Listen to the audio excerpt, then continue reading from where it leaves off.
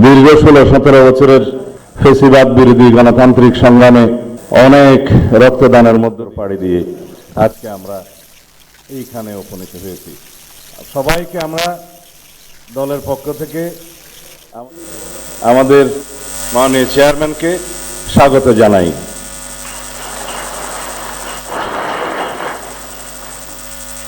এই শপথ গ্রহণ অনুষ্ঠানে একটু পরে প্রধান নির্বাচন কমিশনার জাতীয় সংসদের সদস্য হিসেবে আপনাদের শপথ পাঠ পরিচালনা করবেন। সংবিধান অনুযায়ী 148 আর্টিকেল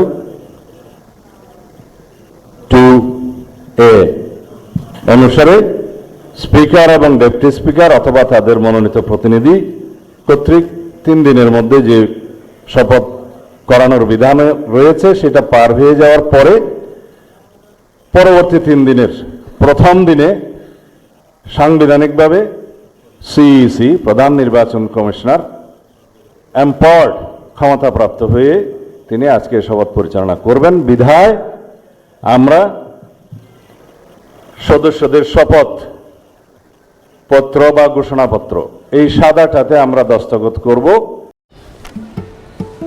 কি বুকে বাংলাদেশ আর হাতে বিদেশি?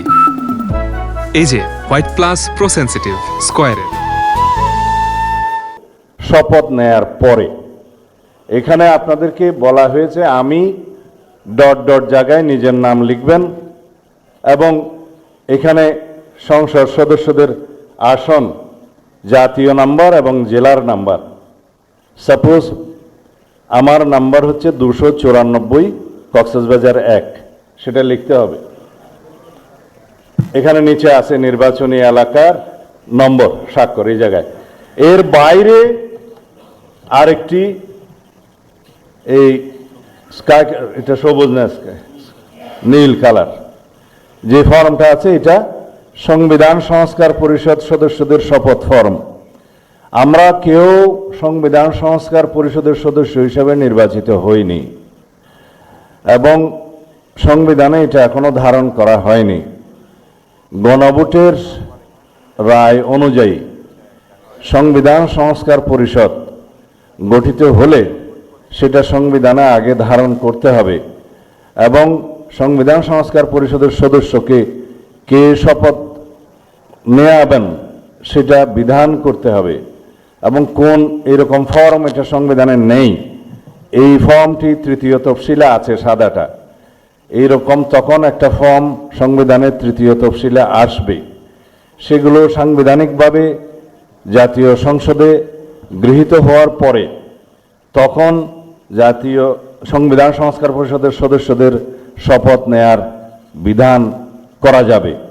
বিধায় আমরা এখন সাংবিধানিকভাবে এই পর্যন্ত আমরা এসেছি, আমরা সংবিধান মেনে এই পর্যন্ত চলছি এবং আশা করি সামনের দিনেও চলব।